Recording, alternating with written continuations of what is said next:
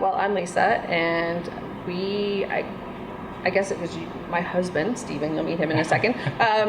It was kind of his calling to always live in the country, and I was against it, and we decided let's make some cider in the kitchen when we lived in suburbia. And it wasn't the greatest. It was mostly grocery store dessert apples, but we got into okay, this is kind of cool, and then found this great country property. I had had enough of living in the suburbs, and we moved out here, and it's really nicely situated because there's McKinnon Brothers Brewery down the road, and there's Napanee Brewery in Napanee, so we're kind of on this sweet little spot of doing brewery tours. And then we just made another batch while we were here, and it was actually really good, and it was really well received, and we thought, why not, let's jump in both feet. And we did, and it's been, our company name comes very organically, because if we can do something the hard way 5 times before we find the easy way to do it, or maybe necessarily the right way to do it, that's the way we go. So was there a plan on actually relocating to try with the cider sort of stuff, or was it more okay, we're tired and we want to do country living, and this could be a plan on the side? No, the plan was always to do the cider operation. So we were looking for property that had the ability to plant trees. So we've planted 5 acres, and they're very young and sparsely populated right now. but the goal is to have our own orchard and to be able to have some self-sufficiency. But as we grow, we are purchasing all our apples from just down the road. So we're trying to stay as local as possible and help support our community as well. It seems to be sort of just the general motto of people in Prince Edward County and sort of along the strip here. Have you found it to be supportive or beneficial in the community themselves and people helping you along the way? Oh, absolutely. Like, we've had a lot of questions. We've had issues with equipment. We've had, questions about how using a tank that you've never, in your lifetime used because it's a first go around. People are more than happy to jump in and say, yeah, absolutely, I'll help you. Or if they can't, they'll let you know who possibly can. There's never been it's never felt like it's a competitive, I guess, what's the word, environment, or... It's a very community focused group, whether it's the craft beer or craft cider crew. Everybody's kind of gets to meet each other in festivals, and we hang out, and we get to know each other better. And as Lisa was saying, they definitely, if they can help, they definitely will. And they've been really good. Like, McKinnon Brothers down the road has been fantastic. We have a lot of people come in here because they've sent them our way, and we vice versa. If someone's coming in from the county or they haven't been here before, we'll say, hey, there's a great brewery down the road, you should hit them up too. So everybody's kind of just helping everybody out. And for the cider sort of scene, we're still seeing more and more companies come on board. And have you found that it's not really a competition, but it's the fact that the more people are around, that the more cider is available, the more consumers suddenly join the market? And the thing I find with cider is no two cider companies are making the same thing for the most part. Like, a lot of the smaller craft cideries each have their own kind of little niche. There's still cider, there's wild ferments, there's bottle conditioned, a whole bunch of different things. So it's, at no point has it ever felt competitive, to me at least anyway. And we don't really, I guess I wouldn't categorize us as in the same category as something you find in the LCBO, because we're not. We're small batch. We're doing things a little bit differently. So we, if we were to think of someone as a competition, it would be someone who's in a similar position, not selling in the LCBO, smaller batch. And it's just been it's more of a community feel than a us against them kind of thing, because everybody has a different offering. So it's not like I'm making the same thing as someone else and going, well, their same thing is better than mine. But no, it's just different. Yeah, and I think the cider movement is still really young in Ontario, so people are still learning a lot about cider. And the more people you have making good cider, the more the public's going to enjoy it and want to try yours, and vice versa. So it's really about education as well, and getting more fans of cider. And I've converted some beer people too.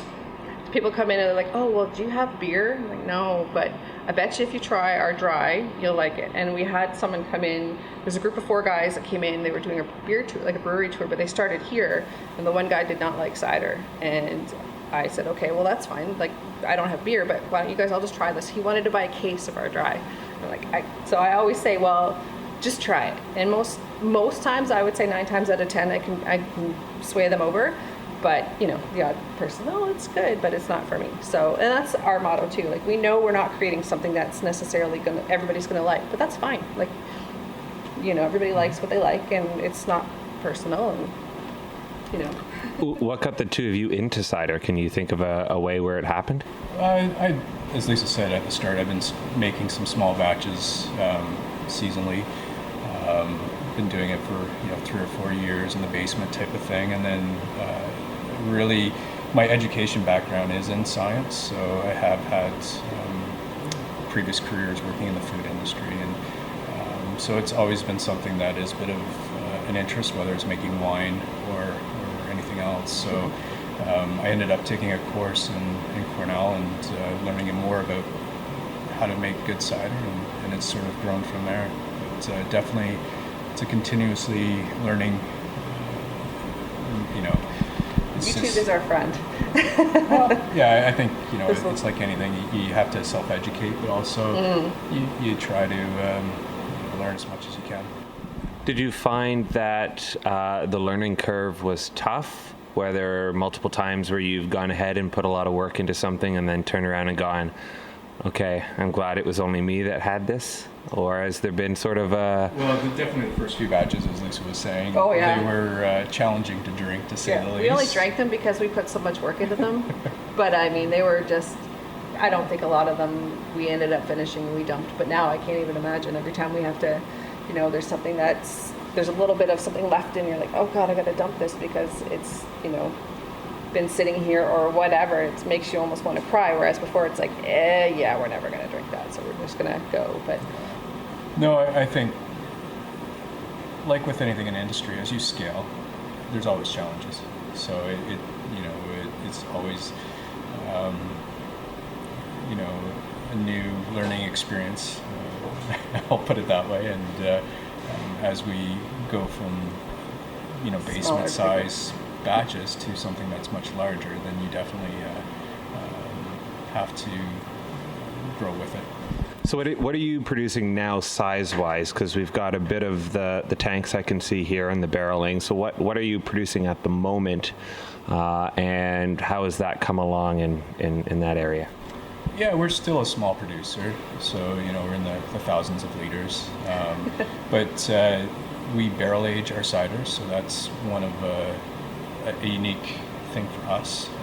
We've used barrels that have either had red wine or whiskey or spiced rum in them, and that's helped provide different flavors to our cider.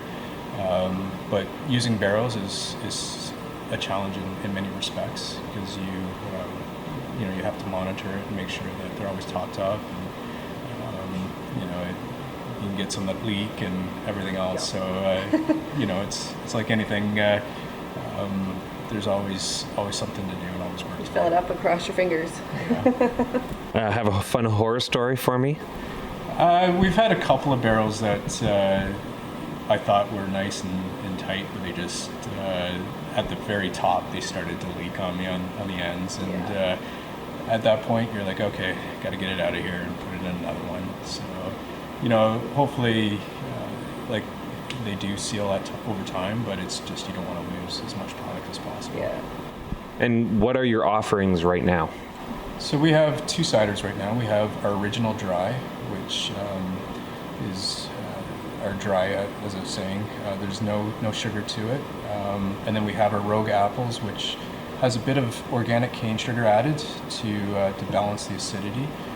Very shortly we'll have 2 other offerings. We have a whiskey aged cider. So these barrels have had some 25-year-old whiskey aged in them, and we've put our cider into them. So we're pretty excited about that one. And then hopefully early summer we'll have a raspberry cider.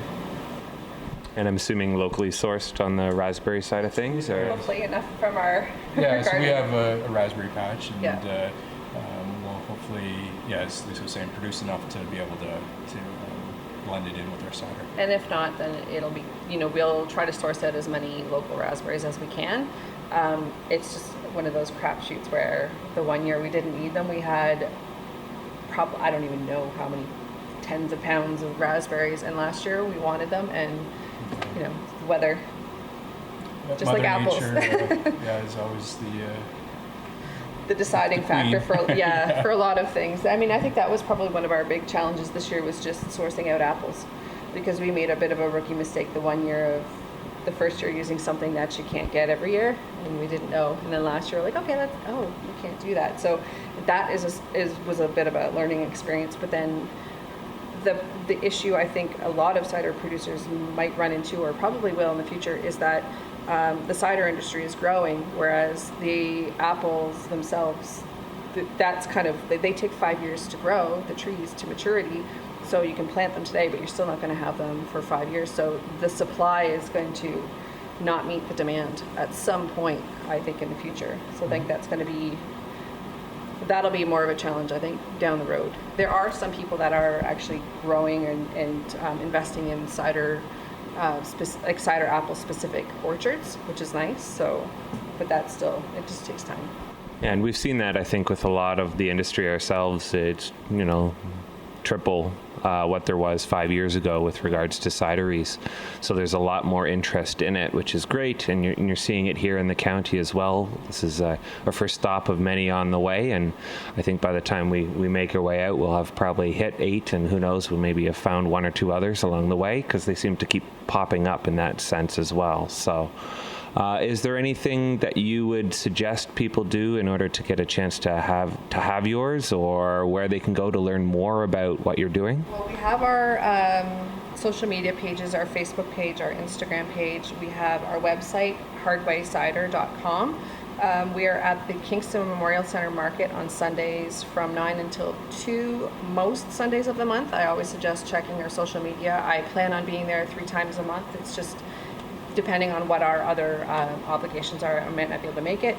We'll also be in Gann 2 Thursdays a month, Brockville once a month, and there's a Kingston West End market as well. So we're basically markets, and our retail store, which is open Saturdays and Sundays from 11 to 5, and various festivals throughout the summer. So all of those things will be listed and updated regularly on our social media, more so than our website, because we don't have control over that. We have a little webmaster, so it has to go through kind of the third party thing. So, and it sounds as though when you add this onto your normal 9 to 5 jobs, it keeps you very busy. So thank you so much for taking the time to chat with us, and it's been a pleasure. And photos and some video will hopefully be up on the website as well for you to check out. So thank you again.